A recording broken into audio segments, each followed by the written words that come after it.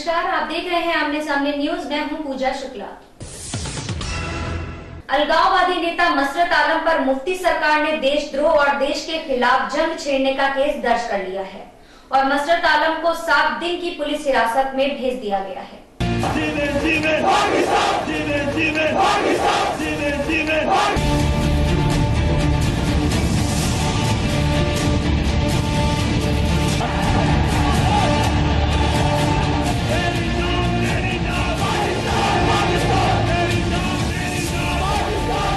चौतरफा दबाव के बाद अलगाववादी नेता मसरत आलम पर मुफ्ती सरकार सख्त हो गई है। मसरत आलम पर देशद्रोह और देश के खिलाफ जंग छेड़ने का केस दर्ज कर लिया गया है। मसरत आलम को 7 दिनों के लिए पुलिस हिरासत में भेज दिया गया है। मसरत आलम की गिरफ्तारी के विरोध में हुर्रियत ने कश्मीर बंद का भी ऐलान किया। मसरत को बीती रात बड़गाम के कोर्ट में पेश किया गया, जहां मसरत आलम ने 15 अप्रैल को पाकिस्तान समर्थित नारे लगाए थे।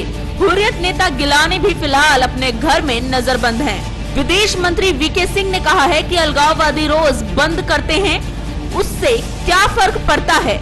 हुर्रियत नेता मीर वाइस उमर फारूक भी प्रदेश सरकार के रुख के खिलाफ खड़े हो गए हैं। आपको बता दें कि जामिया मस्जिद में जुमे की नमाज अदा कराने वाले मीर वाइस उमर फारूक ने अलगाववादी नेता सैयद अली गिलानी और मसरत आलम को नजरबंद रखने के मामले में राज्य सरकार की आलोचना की है।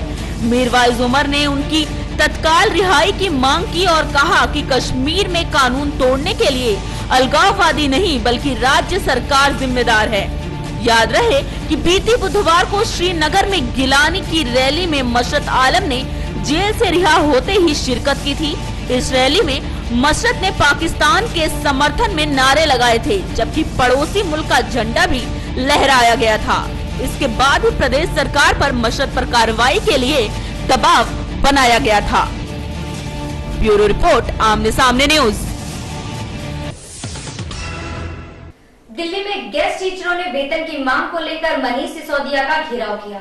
बड़ी मुश्किल से सिसोदिया को आक्रोशित शिक्षकों के बीच से निकाला गया। देखिए रिपोर्ट।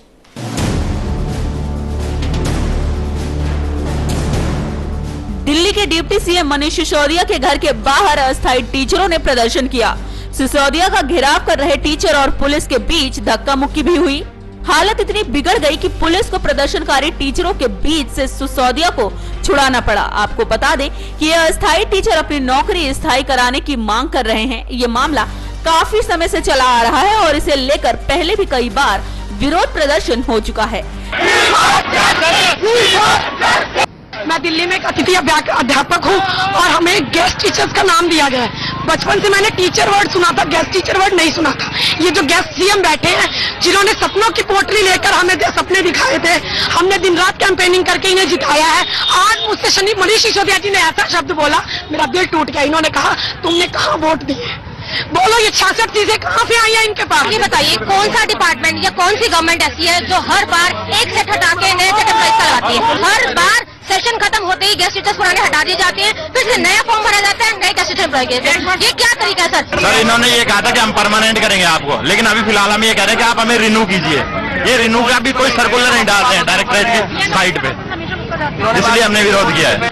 नाराज टीचरों के बीच से सिसोदिया को निकालने में पुलिस को खासी मशक्कत करनी पड़ी।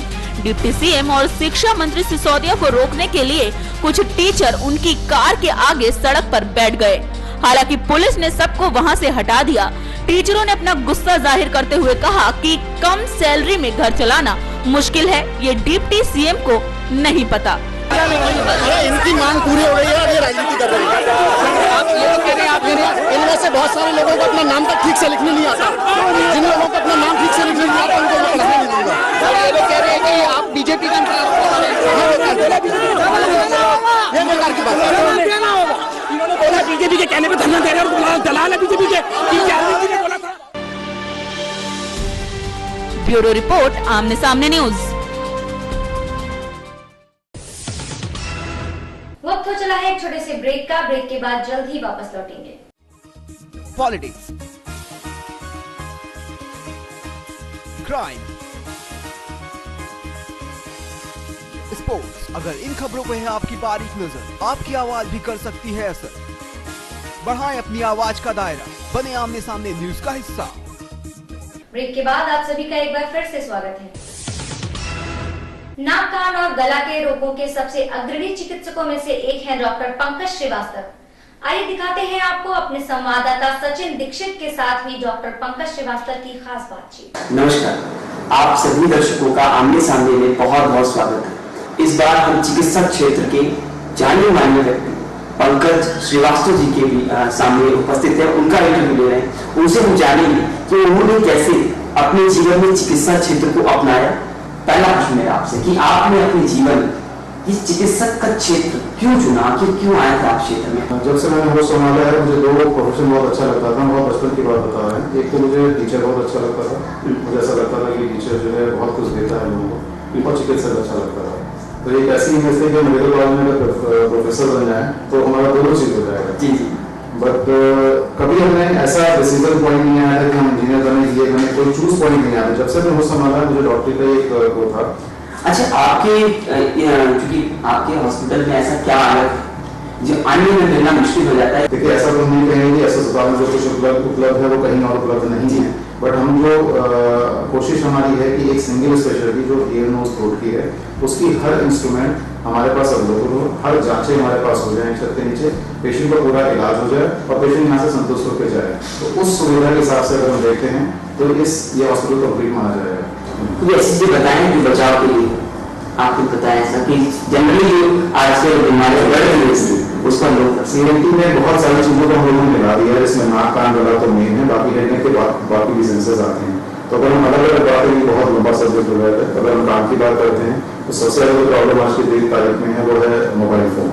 मोबाइल फोन का ओवर यूज हो रहा है, फिर उसमें रेडिएशन और वॉल्यूम दो अलग अलग चीजें हैं। जो पेशेंट खासकर जो नोव्यूअर्स हैं जो बहुत ज्यादा मोबाइल यूज कर रहे हैं, उनमें हियरिंग लॉस की टेंडेंसी आ रही है। चिड़चिड़ापन होता है, कान में सीटी जैसी आवाज आती है।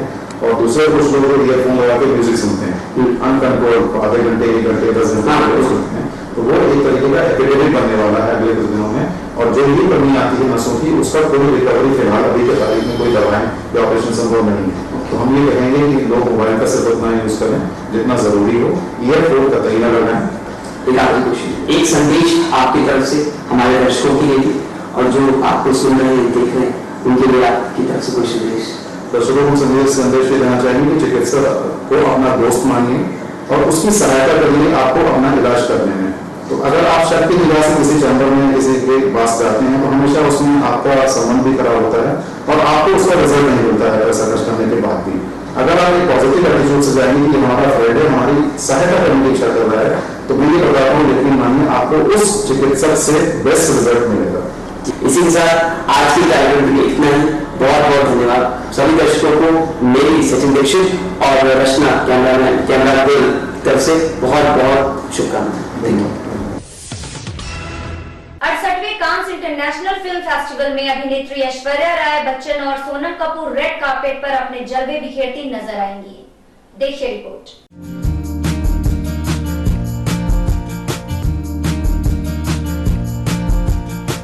बॉलीवुड अदाकारा ऐश्वर्या राय बच्चन और स्टाइल आइकॉन सोनम कपूर 68वें कांस इंटरनेशनल फिल्म फेस्टिवल में रेड कारपेट पर एक बार फिर अपने जलवे बिखेरती नजर आएंगी। ब्यूटी कॉस्मेटिक ब्रांड लॉरियल ने ट्वीट पर अपने इन दोनों ब्रांड एम्बेसडर को कांस फेस्टिवल में शिरकत करने की पुष्टि की है। लॉरियल की ओर से लिखा गया है कि अगर आप कांस 2015 के रेड कारपेट पर ऐश्वर्या राय बच्चन और सोनम कपूर को वॉक करते देखने को लेकर उत्साहित हैं, तो रीट्वीट करें। ऐश्वर्या और सोनम के प्रतिनिधियों ने भी इस बात की पुष्टि की है कि 13 से 24 मई तक आयोजित होने वाले कान फेस्टिवल में दोनों अभिनेत्रियां शिरकत करेंगी। अब देखना ये दिलचस्प होगा कि ऐश और सोनम अपने जलवों से दर्शकों को कितना लुभा पाती हैं। ब्यूरो रिपोर्ट, आमने सामने न्यूज। इस बुलेटिन में फिलहाल इतना ही। कल फिर मिलेंगे कुछ नई खबरों के साथ। तब तक मुझे यानी पूजा शुक्ला को दीजिए इजाजत। नमस्कार।